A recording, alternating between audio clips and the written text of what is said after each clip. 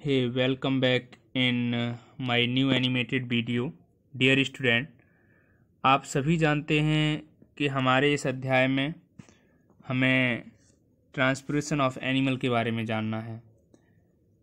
तो सबसे पहले हमारा ऑब्जेक्ट क्या होना चाहिए?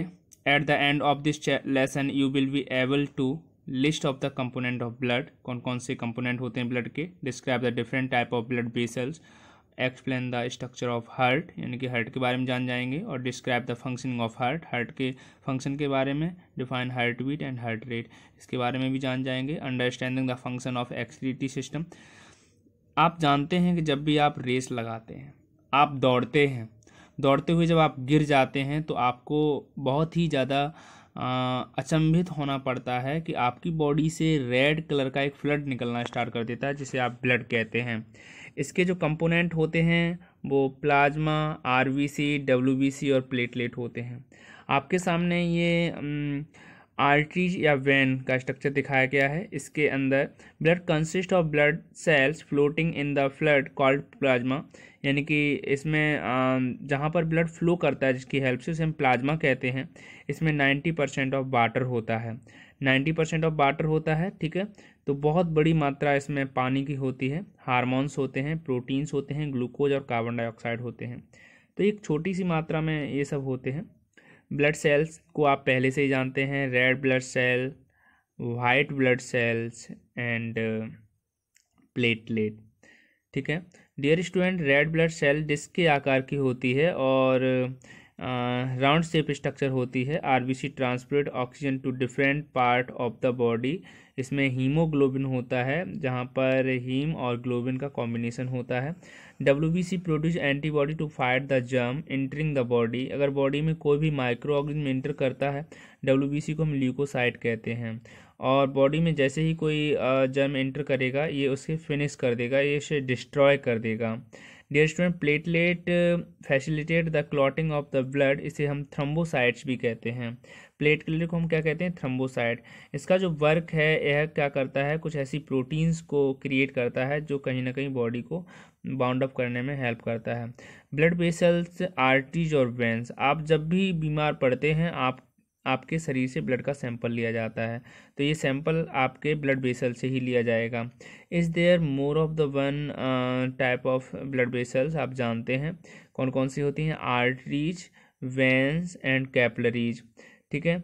तो अब सबसे पहले हम बात करेंगे आर्टरीज के बारे में। तो arteries carry oxygenated blood from the heart to all the other part of body, यानी कि ये ऑक्सीजनेटेड ब्लड हार्ट से दूसरे पार्ट में भेजता है। सिस्टेमेटिक आर्टरीज जो होती है, ये काफ़ी पल्मोनरी आर्टरीज, तो ठीक है, दो तरह की आर्टरीज हैं, तो सिस्टेमेटिक आर्टरीज और पल्मोनरी आर्टरीज। दोनों में ही मेरे प्यारे विद्यार्थियों, जो आर्टरीज होती हैं, इनकी जो अगर हम लेयर की बात करें तो काफ़ी मोटे होते हैं। वेंस जो हैं carry deoxygenated blood from the different part of the body, यानी कि जो वेंस होते हैं वो अनऑक्सीकृत ब्लड को बॉडी से कलेक्ट करके हार्ट के पास ले जाते हैं, क्योंकि इनका फिल्टर लंग्स में होना है। यहाँ पे आप वाल्व की फंक्शनिंग देख रहे हैं। हार्ट में जो वाल्व होते हैं, ऐसे नोड होते हैं, ट्राइकप्सिड वाल्व, बाइकप्सिड वाल्व, ये आप सब जानते हैं कि हार्ट में ये वाल्व होते हैं। अब ये सारा का सारा जो ब्लड है, ये कैसा है? ऑक्सीजनेटेड ब्लड है। ऑक्सीजनेटेड ब्लड पहले तो आएगा आपका हार्ट में, और हार्ट के राइट चैम्बर से, राइट वेंट्रिकल से एंटर करेगा। आर्टरीज में आप देख रहे हैं कि कॉइलिंग से स्ट्रक्चर्स होते हैं, इनमें ब्लड फिलअप होता है, ये काफ़ी मोटे होते हैं। और बॉडी से जितना भी CO2 बना है, ये सब बॉडी से CO2 को कलेक्ट करके और कहाँ ले जाते हैं, यानी सेल के अंदर जितना भी CO2 बना है, ये वहाँ से इसे कलेक्ट करते हैं, ठीक है।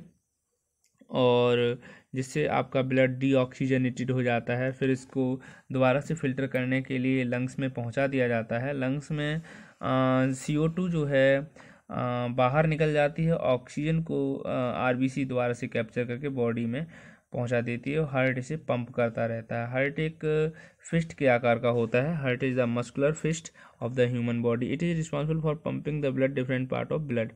तो ये हार्ट जो होता है इसके बाहरी स्ट्रक्चर जो है उसे हम पेरिकार्डियम कहते हैं। It is enclosed.